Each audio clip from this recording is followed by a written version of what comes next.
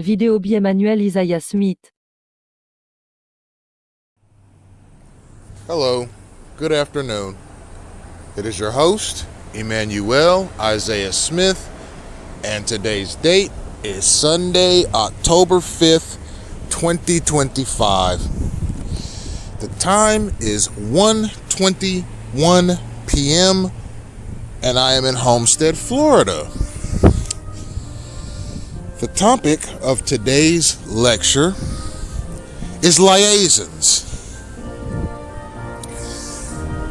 You know, since I've started talking about clandestine gang stalking on a regular basis and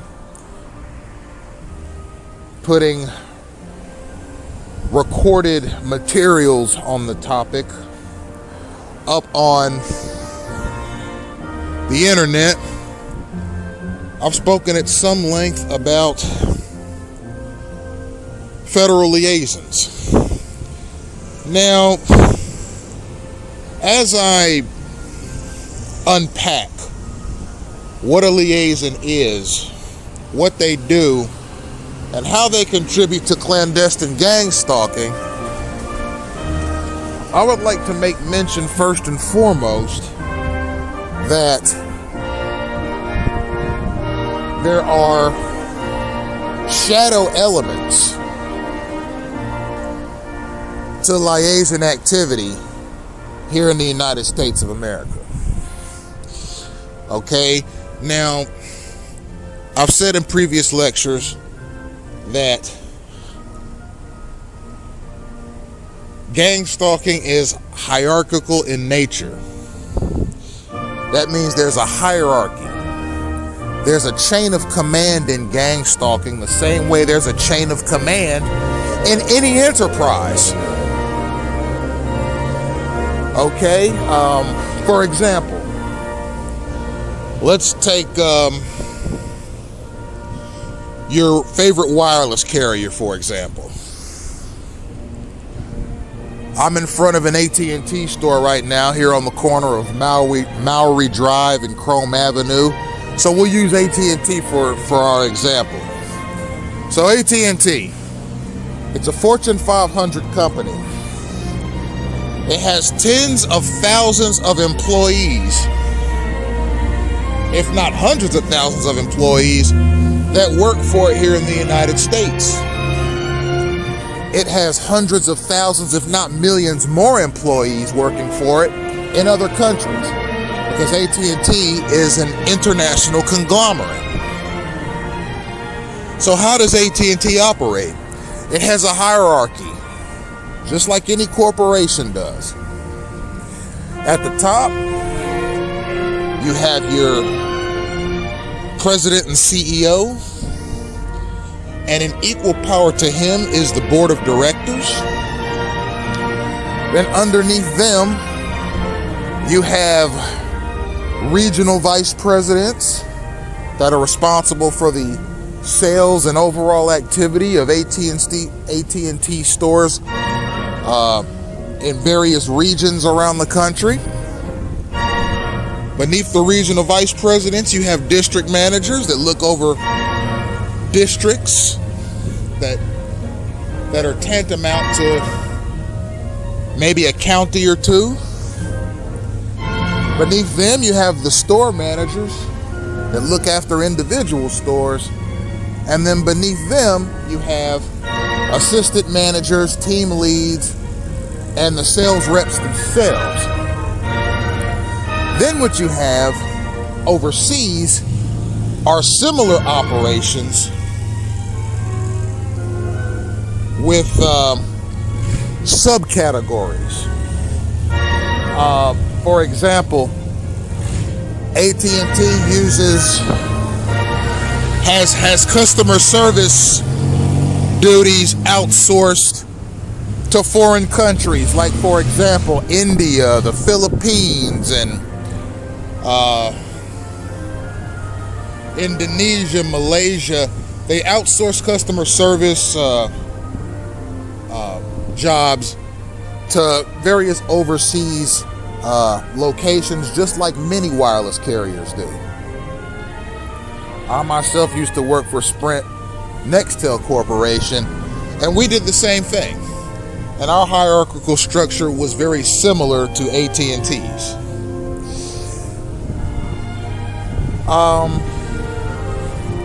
So gang-stalking is no different.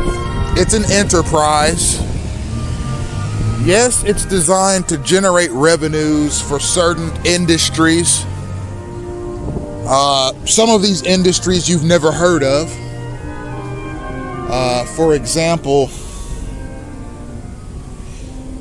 there are a number of psychological, well, I guess you could call them psychology-based industries that aggregate data on human behavior based on public records. For example, arrest reports, court proceedings, jail interviews,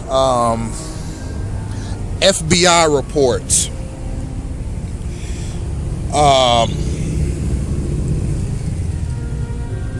psychiatric interviews, okay, psychology interviews, okay, consumer behavior, consumer complaints,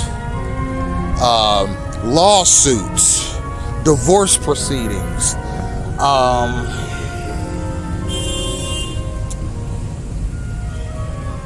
academic papers at the college level,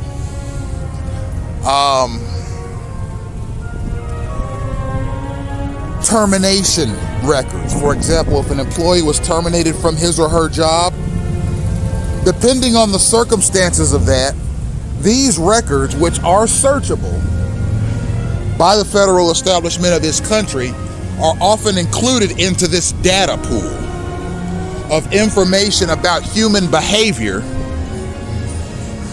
in which various auxiliaries of our federal establishment are able to research an aggregate rendering of all of these things to gain a better understanding of human behavior in general. You see, there's more to learning about human behavior than talking to somebody, okay? You could have an hour-long conversation with a person and get some semblance as to who that person is and what they're like, what their tendencies are or what their inclinations might be. But even more so, can you get a snapshot of what kind of person that person is if you look at their various records.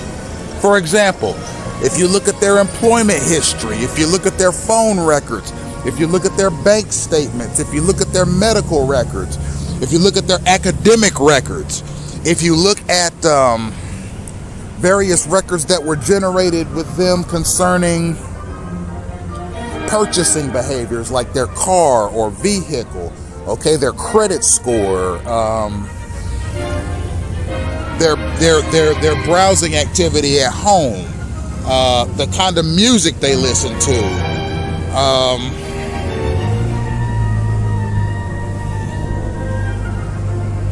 you know, if they're religious, what church they belong to, how long a member, what their savings look like, their savings account, you know, what their individual retirement accounts look like. There's so much you can gather about a person's nature and character by the records that they generate. Now, if you're a federal government, you have to take that a step further, okay? You have to go beyond medical records and bank statements and phone records and text records and academic performance records and academic credentials and their encounters with the law. Okay? If you want to know as a government what kind of people live in your country, you have to aggregate these things. you have to find out these things on a massive level. If you want to find out exactly what is the nature and character of the American populace, what kind of people do we have here in the United States? Okay, if there are differences in personal achievement across demographic lines, what demographics in this country are doing what, and why are these various demographics in this country doing what they do and achieving what they achieve?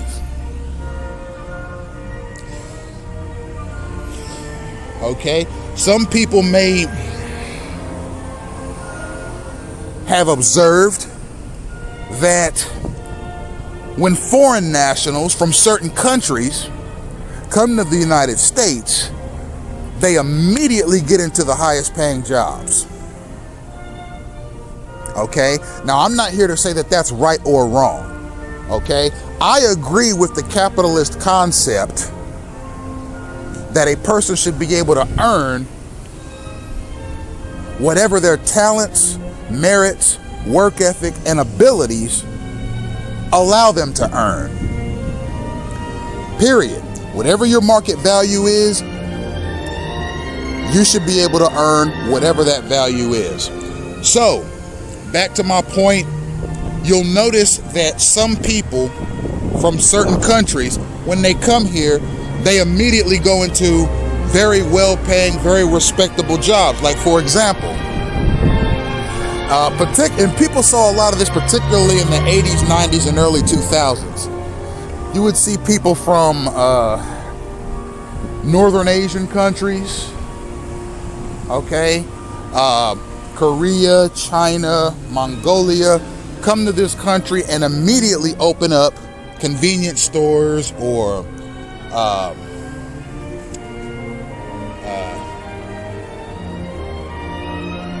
convenience stores that have gas pumps at them, etc., etc. You may have noticed that people from Middle Eastern countries came here and did the same. They immediately went into business for themselves with reserves that they had in their home country, and they were able to come to this country and start businesses and open up small business loans and take advantage of the tax breaks that starting your own business in the United States as a foreign national gives you. Some people may notice that a lot of Asian, Middle Eastern, and Indian people that come to this country go into the medical profession immediately. It's like you go to America, you're going to become a doctor. That's it. Okay? And that's because they want to represent their country well, etc.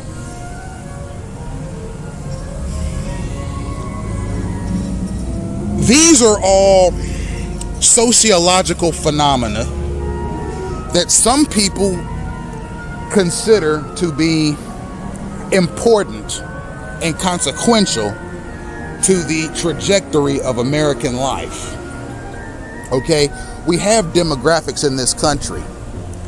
Some demographics seem to have a trajectory of life that leads them one way. Other demographics seem to have a trajectory in life that leads them another way. What are the causes? You need to find out these things on a macro level, okay?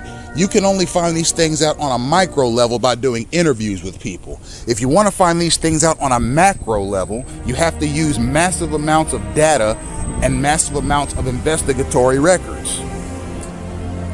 Now, gang stalking at its root is a way to help both the psychological community, the federal intelligence community, the federal law enforcement community, and the federal government in general learn more about human behavior. Okay? Targeted individuals are test subjects. Okay? Our trajectory through life is under the employ of the state. It's just that simple. Targeted persons, and assuming that I'm not the only one, have a trajectory through life that is unique. Okay? Why is it, ladies and gentlemen, that, for example, when you look at, for example, look at your local court website. Okay? When you look at a lot of the judges' names, okay, and every judicial circuit court website has a list of the names of all the judges that work that circuit. When you look at the last names of a lot of the judges, for example, there's something that you might find striking. Regardless of what city you're in, regardless of what state you're in, regardless of what country you're in, if you look at the last names of judges on your local county website, you're gonna see a interesting trend, okay? There are a lot of judges with Italian last names serving on courts around the country. And there are a lot of judges with Slavic last names that serve around the country. Now, this brings me back to my original point about demographics, trajectories, gang-stalking, and data aggregation. So we've already established that a lot of the people that come from various countries to this country go into medicine, or basically, I guess you could call it small box retail, okay, convenience stores. Similarly, you see a lot of people of Italian and Slavic descent going into the legal profession and eventually becoming sitting judges. Similarly, when you look at media and entertainment, you see a lot of people in the executive level with what you might refer to as Hebrew or Ashkenazi last names. And similarly, if you look at, and that's across the spectrum, that's across the county, that's across the country. And similarly, if you look at the names of doctors on local websites, you're going to see a lot of Middle Eastern, Asian, and Aryan last names. What causes these demographic phenomena? Okay? It's an interesting topic. What makes people of certain demographics go into certain professions? That is an example of the kind of thing that must be examined on the macro level. Okay? It would be impossible to interview every Italian family one-on-one in the United States to figure out what is it about Italian culture or Italian heritage or the Italian mindset, or rather the Italian American mindset, that makes the child, then the teenager, then the young adult growing up in the Italian American trajectory go into courtroom law. You see? And the same with the medical profession. Why might this demographic or that demographic be more inclined to practice medicine than this demographic? These are things that have to be examined on a macro level, because there are so many different diverse families in the United States, it would be impossible to do a one-on-one interview with them. So you have to find a quicker, more technologically effective way of interviewing these people or finding out about these people, so that you could figure these various things out. Gang-stalking is one of those programs that serves multiple purposes. Okay, you could use Liasons Okay, for example, these are people that serve as a middleman between the federal establishment, which is obviously, when we talk about gang stalking, the federal actors involved is obviously a combination of the Departments of Defense and the Departments of Justice, in conjunction with other auxiliaries that make this program as omnipresent as it is. Now, mind you, because this program is clandestine in nature and its auspices are hidden from the American public and from most police officers. Okay, I think most police officers in Miami-Dade County probably heard about gang stalking through my work, because I do semi-law enforcement work myself with Miami-Dade Police in Kendall, Florida. So I think a number of the officers may have done a search on me and seen my work and have come to understand gang stalking's auspices through my work. Okay? And that should tell you something about this program. Okay? It was implemented without the will of the people. It was implemented without a debate on the Senate floor, and it was implemented without the knowledge of the overwhelming vast majority of American law enforcers. So that tells you right there that the auspices of this program are unscrupulous. What kind of program operates in such secrecy? The only kind of program I can think that would operate in such secrecy is a degenerate, deleterious, unconstitutional program that the orchestrators didn't want anybody to find out about. That right there is fishy in and of itself. So, when you talk about liaisons, they assist the federal establishment of this country in aggregating data. Now, liaisons aren't told this, okay? Liaisons are just about as useful an idiot as the gang stalkers themselves are. Okay? And they are basically middlemen between the federal establishment and the people. You see? So it goes federal establishment, federal liaisons, and then you have the people. And when I say the people, I mean the people that practice clandestine gang stalking in their spare time. Okay? The liaisons get their marching orders from the federal establishment. And I say federal establishment because it's oftentimes difficult to ascertain what aspect of the federal government or its law enforcement or semi-law enforcement auxiliaries are responsible for giving the liaisons their marching orders. You see, I've speculated it's a combination of the intelligence community, okay, the Department of Homeland Security,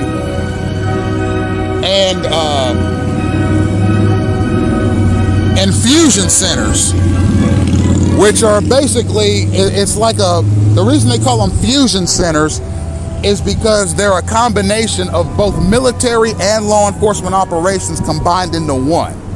And they are very sophisticated in their technique, in their surveillance technique, and they are very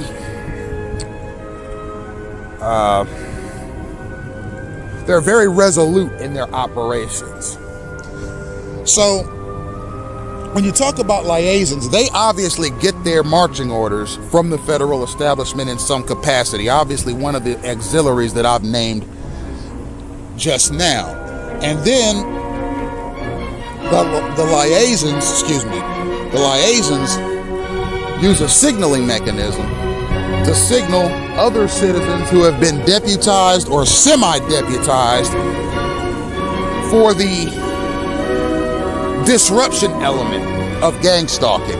And really all a citizen has to do is, because once a citizen learns this signaling mechanism, then all they have to do is use these signals arbitrarily with the expectation that other gang stalkers will see the signal and react to it immediately.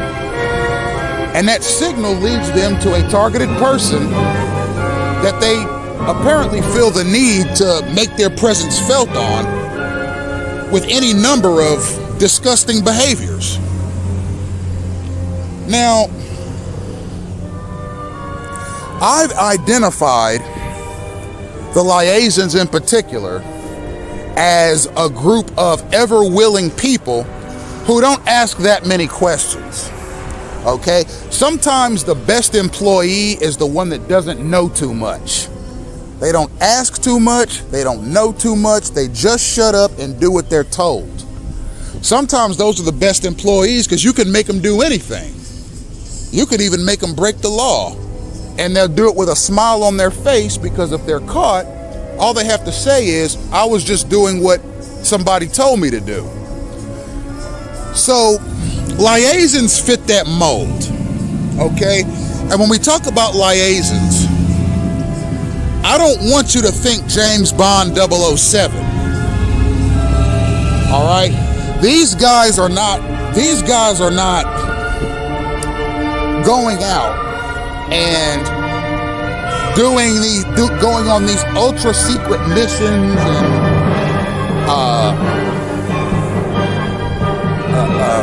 going into scenarios that have an extraordinary amount of danger to them, or they're not using secret gadgets that are cinematic in nature and saving the world and stuff like that. No. A liaison does stuff like, they'll see somebody walking in a park and they'll look at him and go, well, I've seen that guy walk through this park 1,000 times, but there's something about him that's still peculiar. Maybe I should find a stalker to signal, and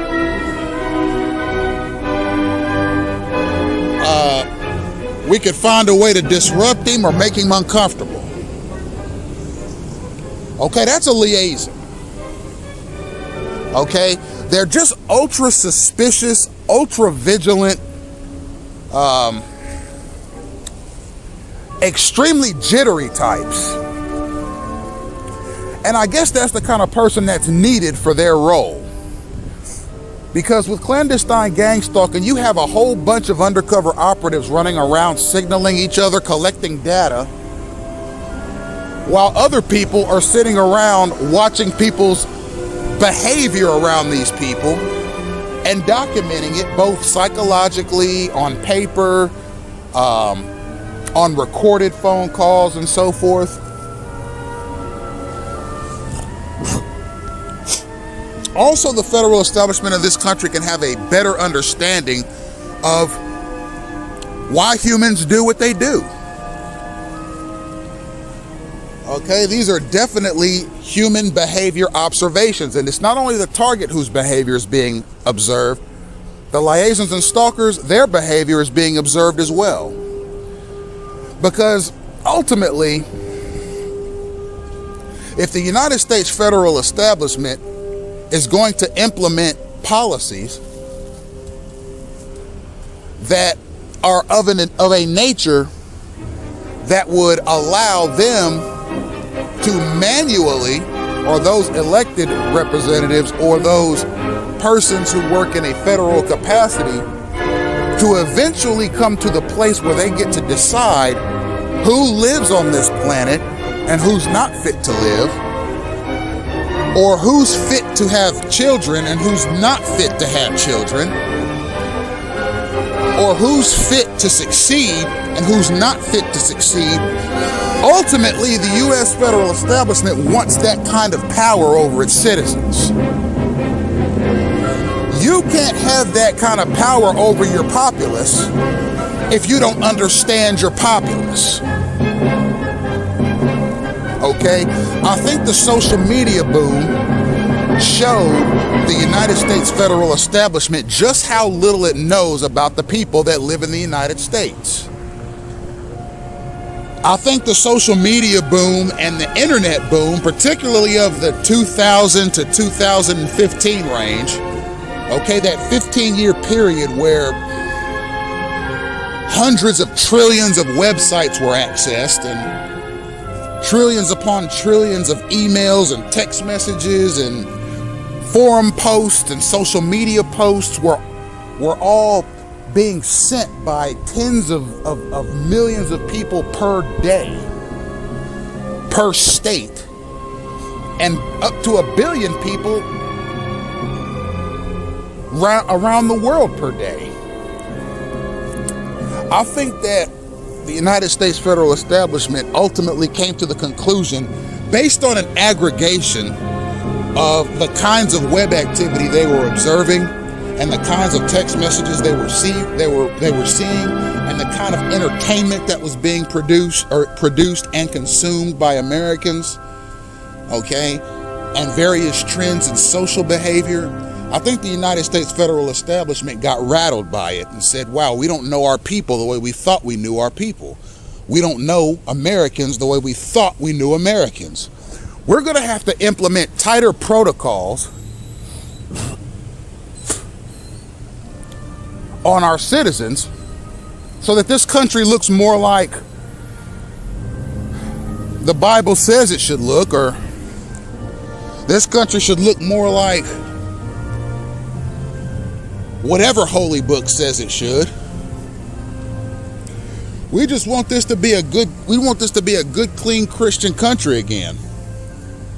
And we're going to root out all of the negative influences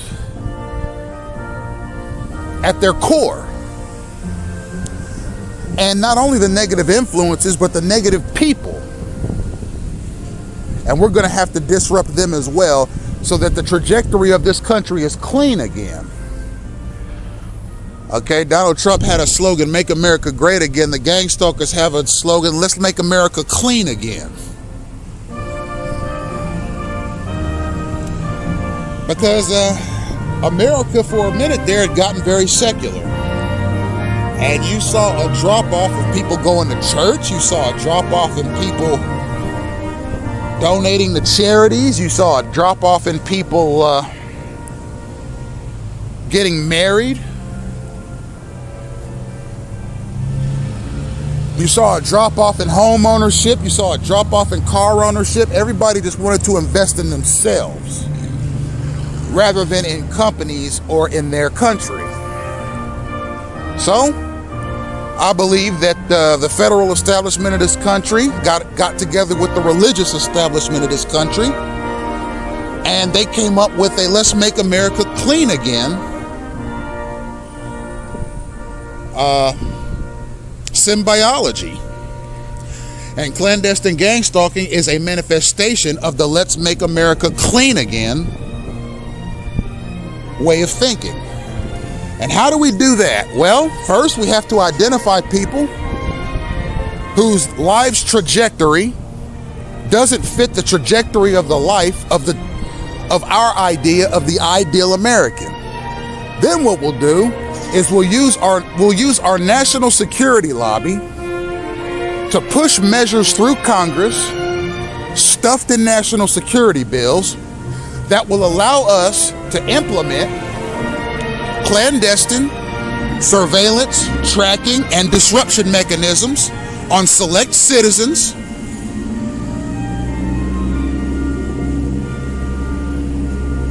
and we'll use these disruption mechanisms to keep those people out of society's way.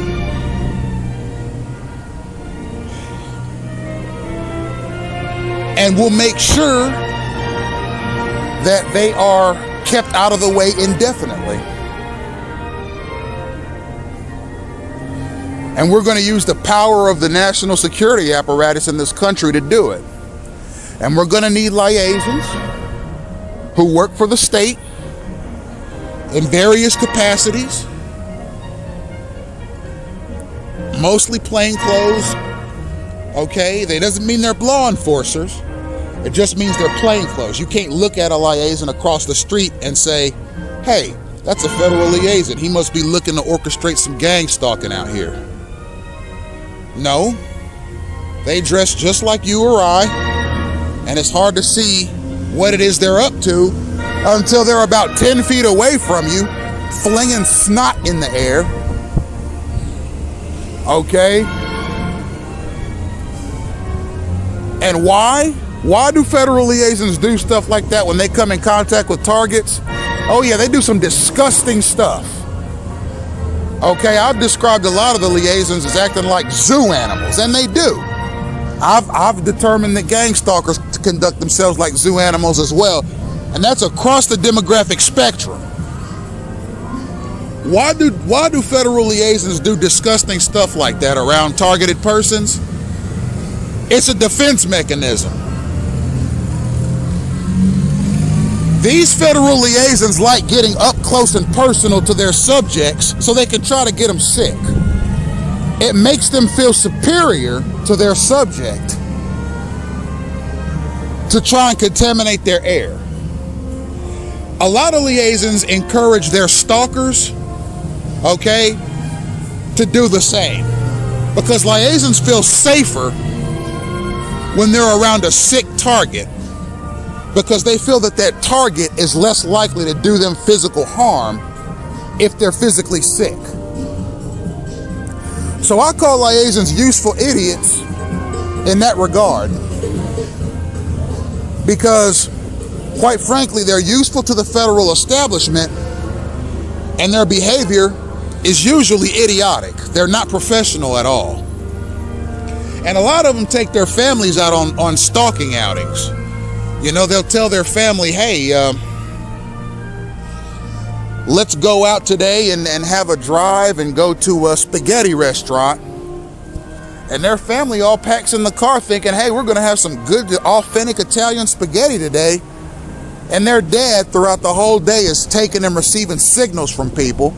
And the family has no idea because they're not plugged into gang stalking like the father is. So he tricked his family into coming out with him so he could do clandestine gang stalking in his vehicle and at the restaurant and wherever else they go that day for fun. And his family has no idea. Some of these guys don't take their family with them. Some of these guys just tell them, hey, tomorrow, see, it's a Saturday, tomorrow afternoon I'll be going out for a while and I'll be back a little bit later. And the wife might ask, the kids might ask, where you going? And of course he's not going to tell them I'm out doing signals. He's not going to tell them I'm out doing gang stalking. He's not out there telling, hey, I'm going to go and try to get a few of my targeted subjects sick today. No, I'm not going to tell them I'm going out to fling some bacteria at people. No, I'm going to tell them I'm going to go get some auto work done. The brakes are a little squeaky. The engine is a little out of whack. I'm going to go get some work done on my vehicle. And they go out and all they do is look for people to pester. Okay, these are the liaisons that the federal establishment of this country has authorized with state power to prosecute gang stalking campaigns. Okay, and a lot of these guys are terribly disgusting. And I'll tell you another thing about these liaisons too.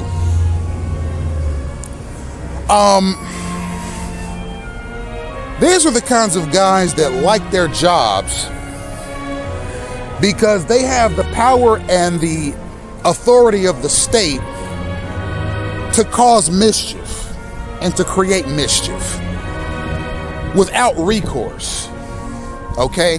Because a lot of the pestering tactics that gang stalkers use, and mind you, it's the liaisons that signal the stalkers. Okay, the liaisons get the party started. The liaisons are the first ones to use signals as to the target's whereabouts.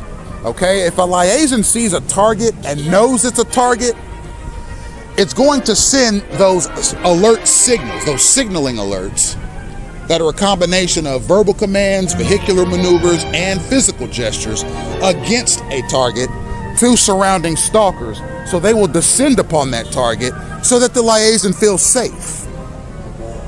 Because what good is being a liaison if you can't be a safe liaison? What good is being a liaison if you can't pester people without getting in trouble?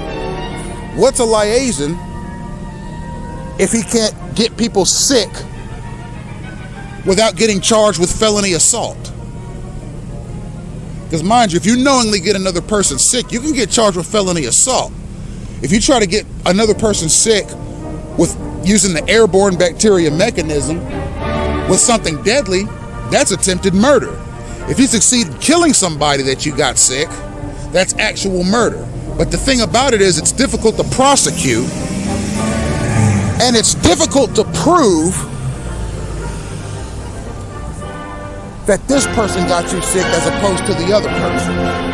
But intentional disease spreading, intentional germ warfare, okay, particularly through airborne bacteria contaminating a targeted person's breathing space, those are typical of the gang-stalking mechanism. Okay, matter of fact, getting people sick is the cornerstone of the gang-stalking mechanism.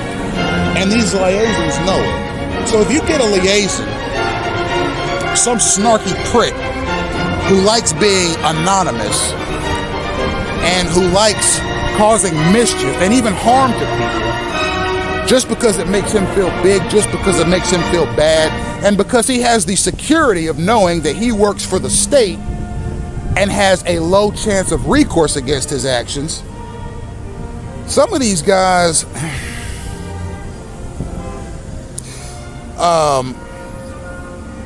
do some egregiously dangerous things to and around people. And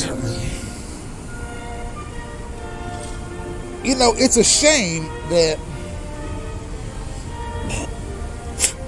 post Osama bin Laden, okay, and post al-Baghdadi, and post Saddam Hussein, all people that the United States federal establishment were marking as terrorists, the United States has chosen to mark its own citizens as subversive so that it has something to do. The nature and character of the United States is that it always has to be prosecuting a war somewhere. And because there are no wars to prosecute around the world at this time, the United States has prosecuted a war against its own citizens. That's just the nature and character of this country. And in this war, which is an undeclared spineless war, a disgusting war, a biological hazardous war,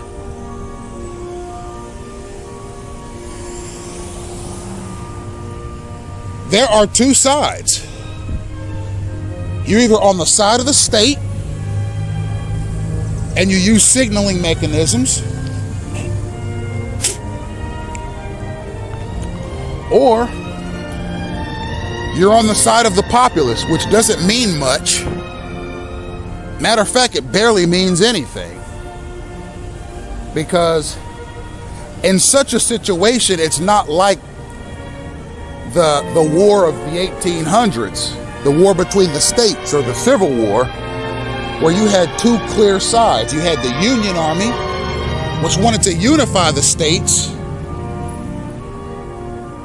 and then you had the Confederate Army, which wanted to stay separate from the United States because it wanted to continue practicing an institution, namely that of forced indentured servitude, that has suited its needs for upwards of 400 years at that point. So, because of these various sociological differences, the North and the South, they fought over it. And the North won. And the United States of America was born in the aftermath because the states were unified as opposed to divided at this time. So in the Civil War, you had two clear enemy belligerents that fought over the political restructuring of the American states. In gang-stalking, there are no clear sides, and that's to the gang-stalker's benefit. It's hard for a targeted person to go out into the world and tell who in this world is my enemy and who in this world is my friend. So me, I have a system that I use to determine these things. If a person, in my estimation, is using street theater or clandestine means to either watch me or manipulate my trajectory through life, not just my path from point A to point B, but my trajectory through life, then you're an enemy. If you live and let live, then, I mean, I'm not gonna say you're a friend, but you're more my kind of person, okay? Now, I mentioned earlier social engineering. Now, social engineering is important in this matter because the concept of social engineering is important in this matter because it shows that society can be engineered. Okay? Society does not operate according to the will of the people. Society, the trajectory of society is totally and 100% completely beholden to the will of federal interest, religious interest, and private interests. And the reason that the trajectory of society marches to the tune of federal interest, private interest, and religious interests is because federal interest, private interest, and religious interests control the markets. Okay? Federal interest, private interest, and religious interests have more stock ownership in publicly traded companies than the American people as a unit do.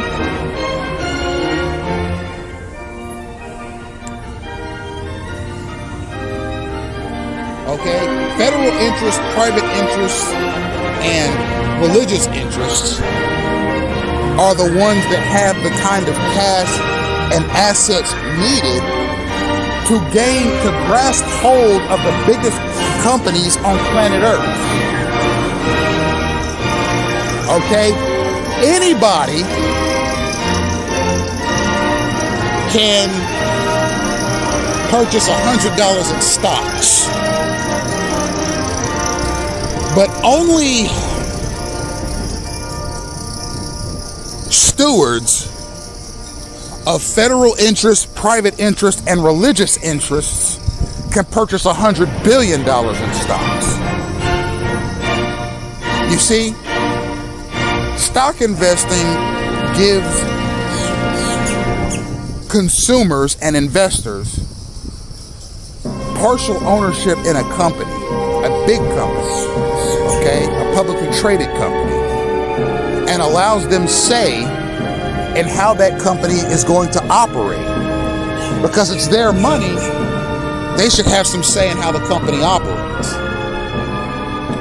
Take clandestine gang-stalking, for example. There's a parallel there. Every gang stalker, okay, every person that is involved in this civil war that seeks to engineer societal mechanisms to make society look more like the stalkers want it to look, in terms of who can succeed and who can't, who has access to the constitutional precepts of life, liberty, and happiness, and who doesn't, who can enjoy their Bill of Rights and who can't, who can go through this life happy and healthy and who can't. You see, gang stalkers seek to manipulate that with their actions. Now, imagine gang stalking as a multinational corporation. And I call it multinational because I don't doubt for 1 second that the U.S. federal establishment has not spread this thing into other countries. So it can have a hand in controlling other countries from the inside.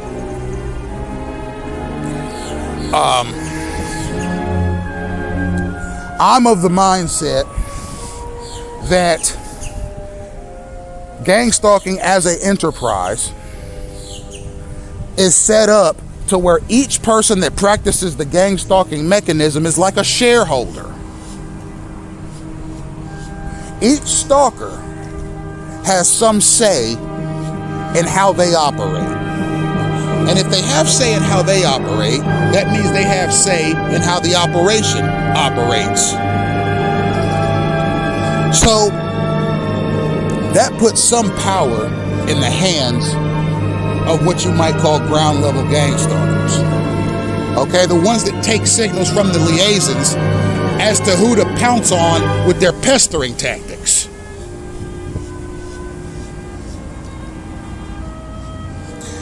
So, what you might compare a liaison to with respect to, let's say, a college classroom. You got the teacher who controls the action. Then you have the teacher's assistant, which you might call a liaison because they communicate information from the teachers to the students. And then you got the students themselves. So if I were to draw a comparison between a college classroom and gang stalking operations countrywide, it would be something like this. So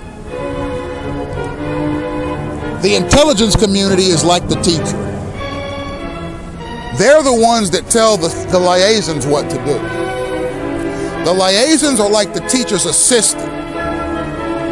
They're the ones that tell the students what to do. And the students are like the gang stalkers themselves.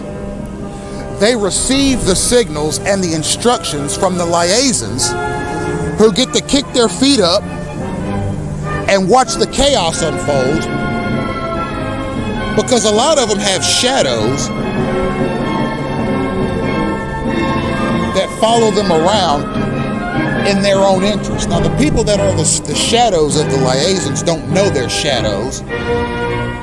They don't know why they're being signaled to this particular point outside of, well, maybe there's a suspicious person here that we've been signaled to. But really, they're there to keep the liaisons safe. Okay? Liaisons like being around a lot of stalkers because they know how they operate and they know how they work. Furthermore, I've never come across a liaison, and I've come across a few of them. I can identify them. If I take a close look at them, if I squint my eyes a little bit, I can pinpoint a liaison. They're not terribly scrupulous guys. They like causing problems. They like using instigations. They like telling people to use these pestering and harassment tactics against people, particularly targets, because if a liaison is watching a target up close, and I mean within a few feet, they want to know that they're safe. So they signal a bunch of stalkers to their location to intercept the target so that the target doesn't get any wise ideas about harming the liaison, etc., etc. But there's definitely a shadow mechanism. I think federal liaisons are disgusting. I have no respect for them. I have no respect for what they do. They simply use the power of the state to inflict diseases on people, to cause other people to harm people, and they use clandestine instigation tactics to try and bring cataclysmic results to a targeted person's life. Thank you for tuning in.